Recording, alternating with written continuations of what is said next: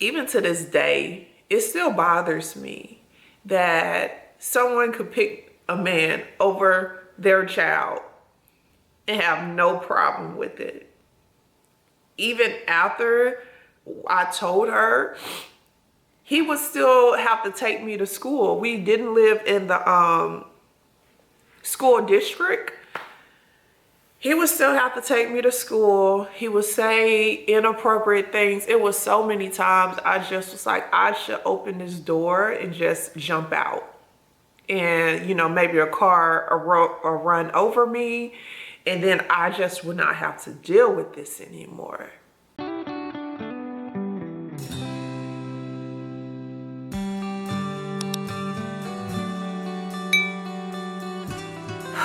So I already know this video is going to be difficult for me to get into, which is why I had to go pour me up something. But in this video, I'm not going to hold anything back. I'm already prepared for this video to be really emotional, but let's go ahead and get into this video. So I've been through a few traumatic things in my life, things I really would not wish upon no one else. I had a boyfriend who was murdered, and tragically he passed away in my arms. I've been molested, and I also been in a gas fire where they were expecting me to die. They were actually getting ready to prepare for my funeral. So I can say if anybody's been through some traumatic things, it's been me. I don't know why, but let's discuss how I was able to just process everything, get through it, and come out on the other side.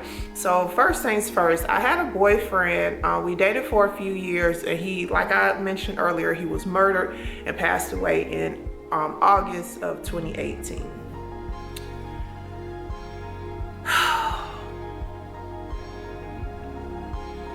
He was supposed to be the one, like he was supposed to be my forever.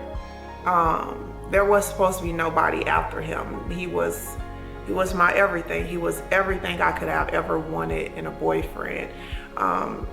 He was caring, considerate, loving, thoughtful. That man learned me, like took the time to actually learn me, knew me better than I knew myself. And that, like, sometimes it would get so irritating that he would know me so well. One time we went maybe to the next city, maybe about 30 miles away. And we got the food to go, and we were coming back to the city we live in. We were damn near in the city we lived in. He looked over at me. He said, "Your big ass still hungry, ain't you?" And I was like, "Yeah." He said, "You want me to turn around and go get you some more, don't you?" And I was like, "Yeah, I wasn't gonna ask you, but I really want some more." And he was like, "Baby, no problem." That type of thoughtfulness and consideration, like that's just some of the things I absolutely loved about him. But he was honestly a great boyfriend. I know when people pass away, you know, people usually say good things about the deceased, but no, hands down, he was the best boyfriend I have ever had. And what makes me more emotional than anything was how he passed away and how he talked about his daughter in particular, and how he was supposed to be there for certain things. He was going to buy her first car and, you know, see her off to prom and take her to school on her first day of college. Like he was supposed to be here to do those certain things with her. And now he no longer is. And that breaks my heart the most for his daughter, because, you know, she did get to experience her father, but she didn't get to experience him fully. You know, like he's not going to be able to walk her down the aisle and stuff like that. So that breaks my heart for her. As far as me, it took me maybe about 2 years to even process the fact that he was no longer here. Because I would literally sit on the couch and wait for him to walk through the door. Even though he passed away in my arms, I would literally just sit here and wait for him to walk through the door. And I'm expecting him to say, "Baby, I just was playing a joke on you. It just was a joke that went a little too far, but I'm back now. And we're gonna pick up right where we left off." I'm like, "Okay, you know, you was foul for that, but okay, baby, let's get back to life." I was honestly expecting him to just come back. It really took my kid saying, Mom, are you always gonna be sad? For me to be like, you know what, I've been in this space for a while, and I honestly know that he wouldn't want me sad. He hated to see me upset, sad, heartbroken. He hated to see me like that. So I know he wouldn't want me sitting around and being miserable. And in fact, one time we had a conversation and I was like, babe, you know the man always dies before the woman, right? And you know, I'm like, when we're 80 years old and we're sitting on the porch in our rocking chairs and watching all the kids and grandkids play in the yard, and you know, you're gonna pass away before I do. So how do you want me to proceed with life after you? I don't know what made me ask that man that question, but I did. And he sat there for a while and he was like, well, you know what? I would want you to be sad for a little while, just like a short period of time. But after that, baby, go live your life. Go find you somebody who can love you way better than I can. And he was like, you know, I done set the bar. It's gonna be hard for another one to come after me. But he was like, you deserve that. You deserve to be loved unconditionally and completely. So if something happens and I'm no longer here, go find you someone who can match my energy and exceed it. And I was like, oh, okay. And he was like, and I mean that. And he was like, you know, I don't plan on going nowhere. I plan on being here with you, but just in case, go live your life and you make sure you're happy. He always told me that, baby, I just want to see you happy. And so I held on to that thought process when I finally was telling myself, you know, it's time for something to happen. I got to get out of this state of being so sad and depressed and crying all the time. Like, this is not a way I want to live my life.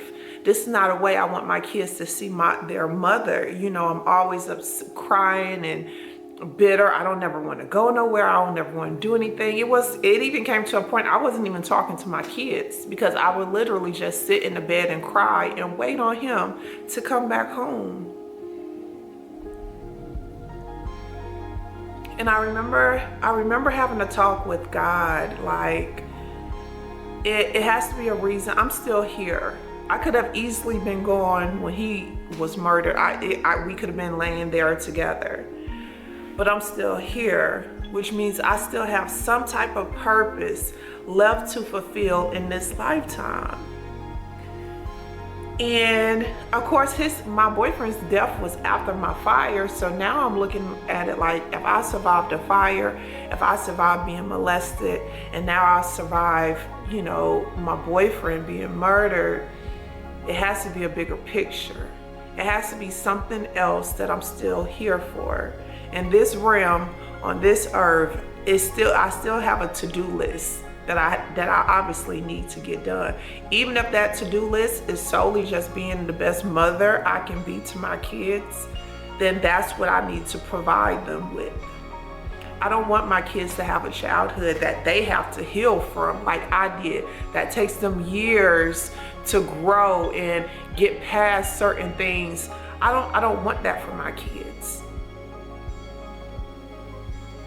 So it took, I would say this, allow your feelings to be whatever your feelings are at that time. If you're sad and you want to cry, baby, cry. If you want to laugh, laugh. That was another thing. I didn't give myself permission to laugh. I would feel so guilty even when I laughed, because it's like, I'm here alive laughing. How dare me when my boyfriend is 6 feet under? That's so selfish of me.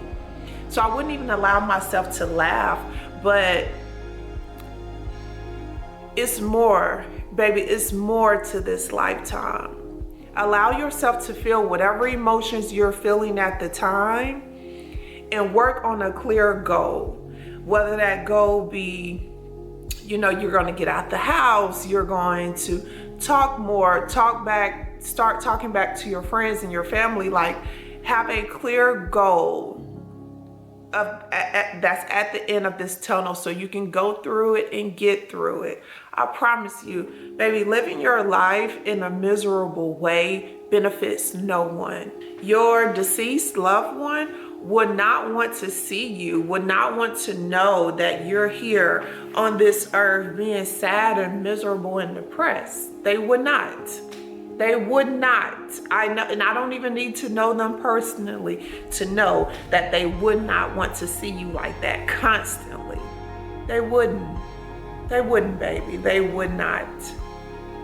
It's never any embarrassment. It's never any shade or whatever in seeking professional help. If you're to the point where you're at suicide, which I have been there a few times in my life, it's outlets for you to use. You're gonna have to love yourself, but you're gonna have to find just enough energy to reach out to someone who can help you. Whether that be seeking a therapist, calling the National Suicide Hotline, you're gonna have to do something. And that's on you. You're gonna have to do something to get you out of that funk. And even with therapy, I tried 2 therapists at first that I really wasn't vibing with.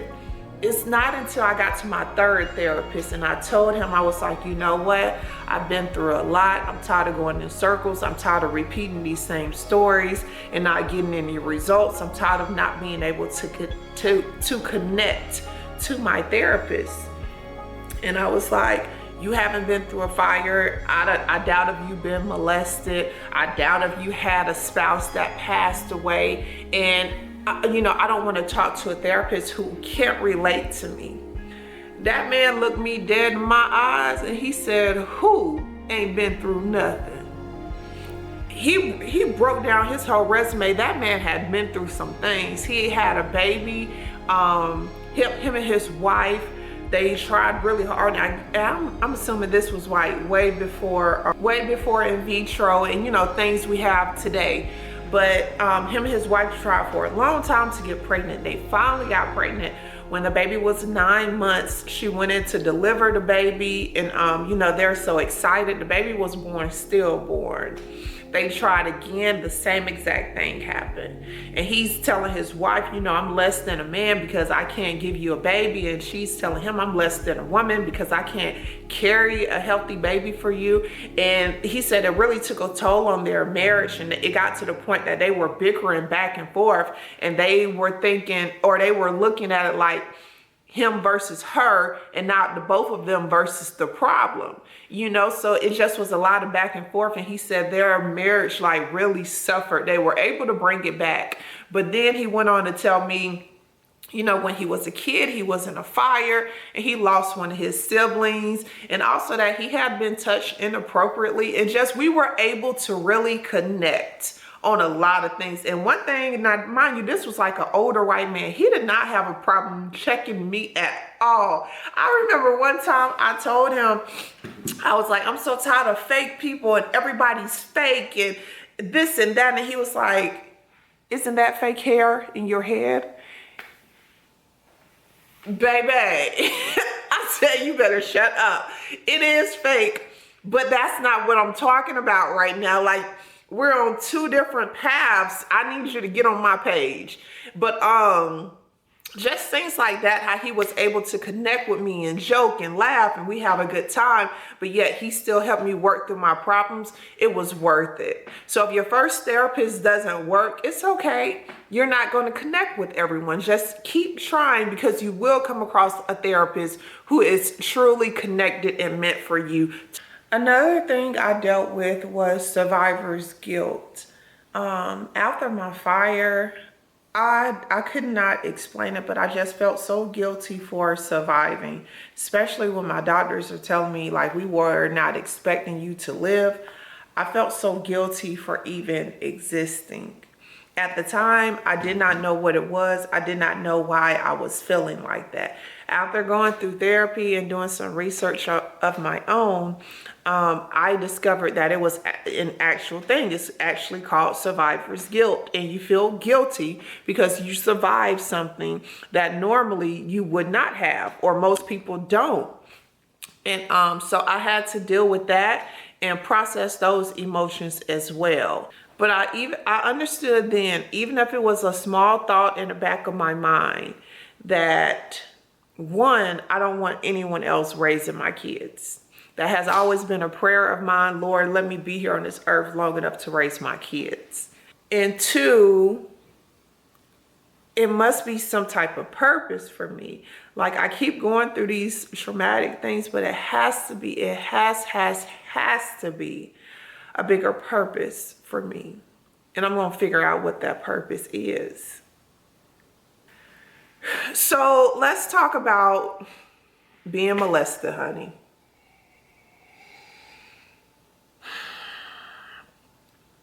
So, I was molested by my mom's boyfriend at the time. When I finally got up the courage and the nerve to tell her, we were walking in Wendy's. And Wendy's, at that time, Wendy's had double doors. So my sister had walked through the first door, and then my mom went to open the door, and I slammed it shut. Mind you, my little self, probably 10, 11 years old, I slammed it shut, and she was like, girl, what you think you doing? And I just blurted it out. I was like, Foster is touching me in my private parts, and I am tired of it. And she was like, what? And I repeated it. I was like, yeah, he comes into the room every night, and this is what he does. And I hate the feeling. I try to fake like I'm asleep. I don't like, that's why I haven't been taking baths. And it just all came splurring out, right? She goes home, waits for him to get, now I'm in my room, and she's waiting for him to get there. And I'm so excited because I'm like, yeah, they're finally going to break up, and I don't have to deal with him no more. And he's not going to touch me and, you know, be in my private areas no more. He comes home. They argue for a little while. And then she goes in the room and have sex with him. And I remember my little self sitting on the bed thinking, she doesn't care about me. It's no way she can care about me if I'm telling you this man who likes to come in my room and, you know, violate me and my body. I tell you, and you decide, let's go have sex.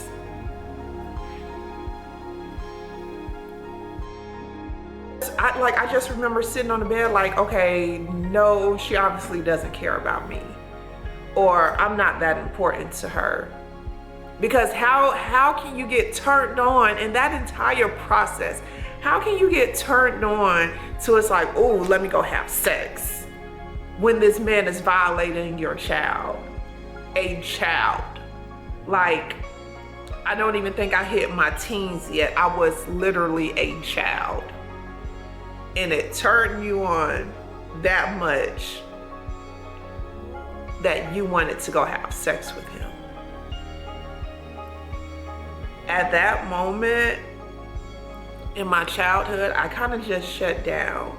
And I was like, okay, so nobody's really gonna protect me. Nobody really loves me. Nobody cares what happened or what's happening. It's no point to tell anybody anything. And I just shut down. I became a very angry child, and rightfully so. I wasn't trustworthy of anyone. And even to this day, it still bothers me that someone could pick a man over their child and have no problem with it. Even after I told her, he would still have to take me to school. We didn't live in the school district. He would still have to take me to school. He would say inappropriate things. It was so many times I just was like, I should open this door and just jump out. And, you know, maybe a car or run over me. And then I just would not have to deal with this anymore. You know, and in a car ride, he'll say certain things like, oh, I give you this $100. You want this $100 right here? And I will be like, no. Well, no, you want this $100. What you gonna do for it? What you want to do for this $100? You come up here and sit up here with me. And it's like, I just will freeze. I just will ball up and just hope we can get home quickly, or hope anything will happen so that this man could stop talking to me. No, I ain't gonna give you this $100 because you like to go back and tell your mama everything. And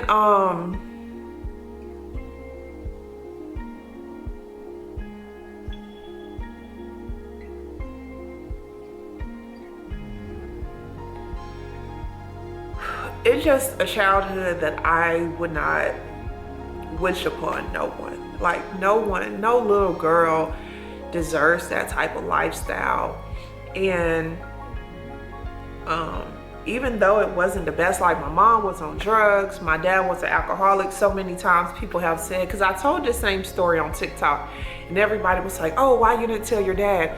Because my dad was trying to have sex with me too.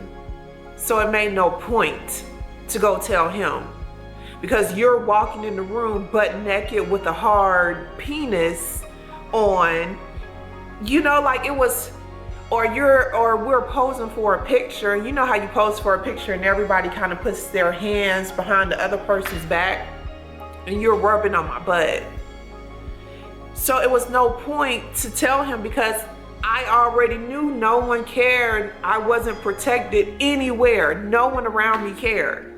We lived in the city, and the rest of my family were in a completely different state.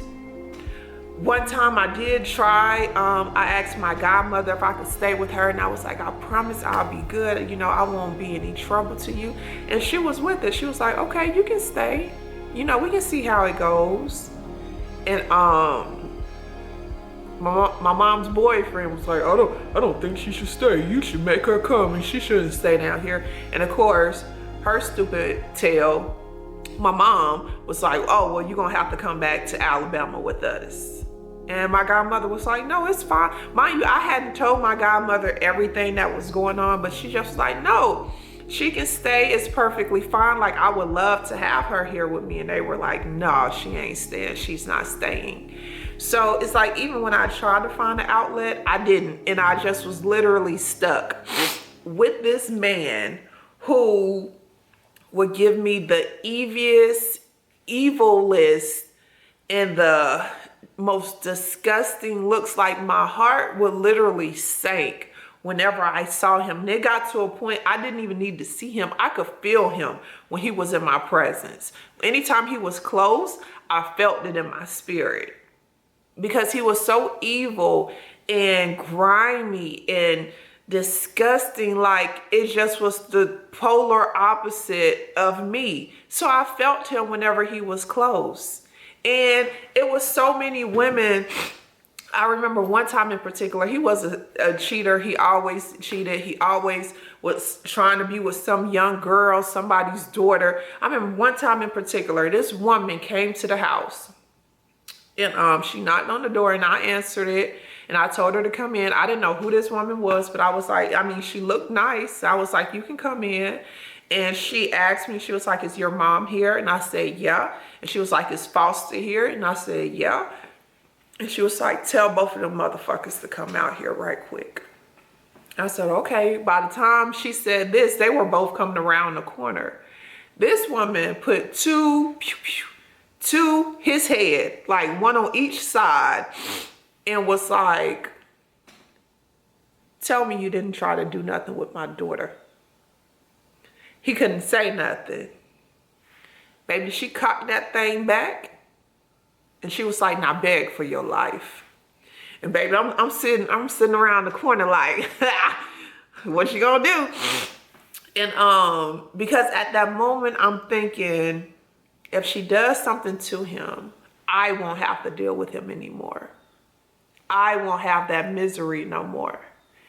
And she didn't end up doing, you know, pulling the trigger or whatever, but she made it crystal clear this is your one and only warning. If anything, I mean anything, if you, as far as look at her again, I'm going to end your life. And that lady meant it with everything in her. And I remember sitting there thinking like, wow, it must be nice to have a mother, you know, who doesn't play about you, who's coming to defend you at all costs. Even if that meant her going to jail, she didn't care about none of that. Her sole purpose was, you violated my daughters, and I don't even know what he did to her. If he did anything, if he succeeded with what he was doing, I don't know. But I just remember thinking, to have a mother who's willing to do anything for you must be nice. So then it took a lot of therapy, a lot of getting those feelings out. And I've always been like a writer. So that's another thing. I would get my feelings out on paper, like as in my journal. And, you know, me and my therapist would talk about it. At that time, I was going through a free program, so I didn't even have to pay for therapy.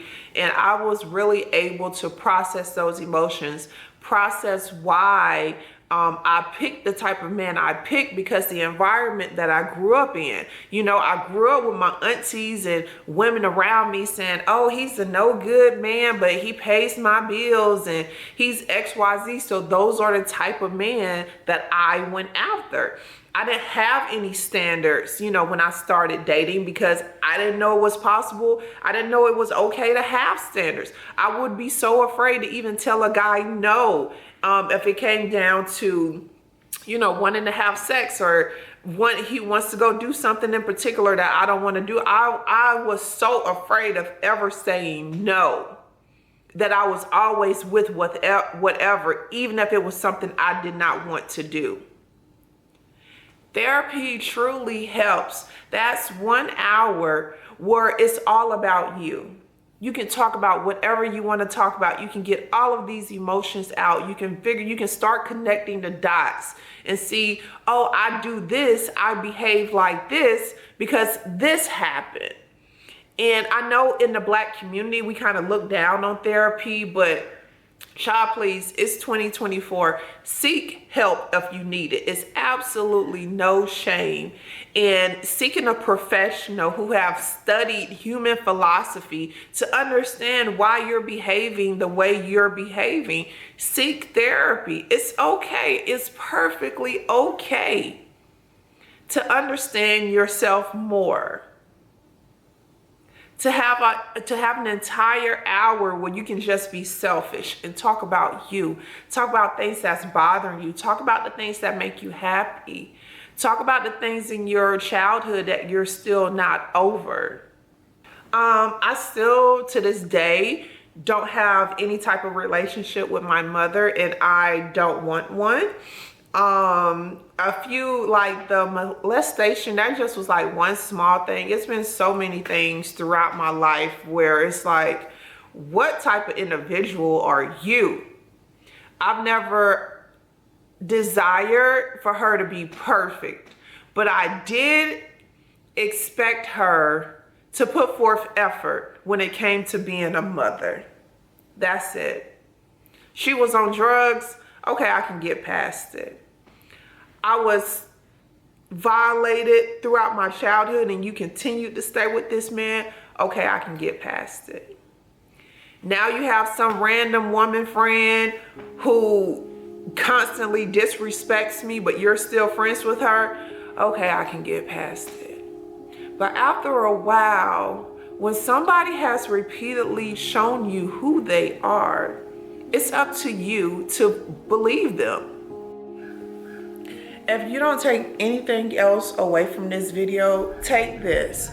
Know that you have purpose within this lifetime. As cliche as it sounds, you are here for a reason. You are here to fulfill a bigger purpose other than yourself.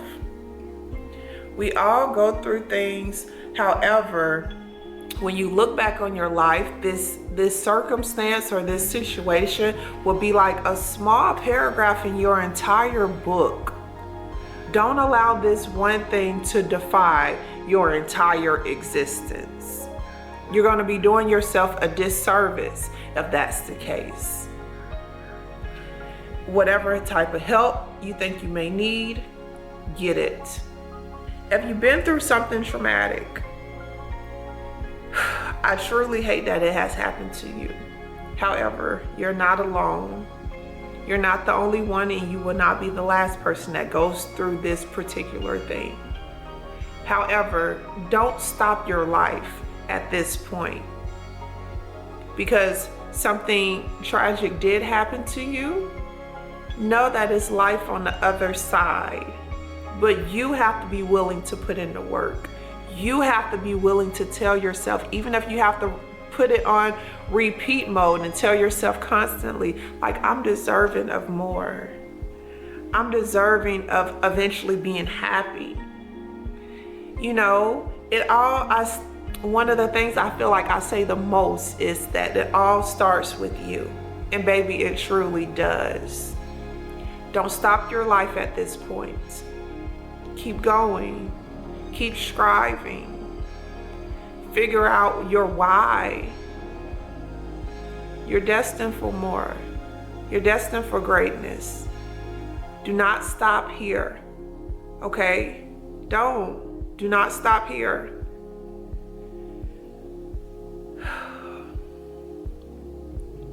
That's pretty much it for me in this video. I gotta go decompress for a little while. I hope this video was insightful to you in some type of way. If you're going through something, as I said throughout this entire video, do not be afraid to seek help. Do not be afraid to call, if you are having suicidal thoughts, don't be afraid to reach out to the National Suicide Hotline. I don't know why I can't say that, hotline, so that you can figure out some alternatives and you can figure out another option for you, because, like, honestly speaking, this world will not be the same without you. Suicide isn't the answer. The answer is finding a solution to whatever you're dealing with internally. Contrary to what you think, when you leave this earth, it will be people sad that you're gone. Your non-existence on this earth will affect and hurt other people. So if you're not willing to do it for yourself, then do it for them. Okay? Thank you so much for watching this video. If you never watched another video of mine, that's fine. But if you watched this one, I thank you. Feel free to like and subscribe, and I will see y'all next time. Okay? Peace.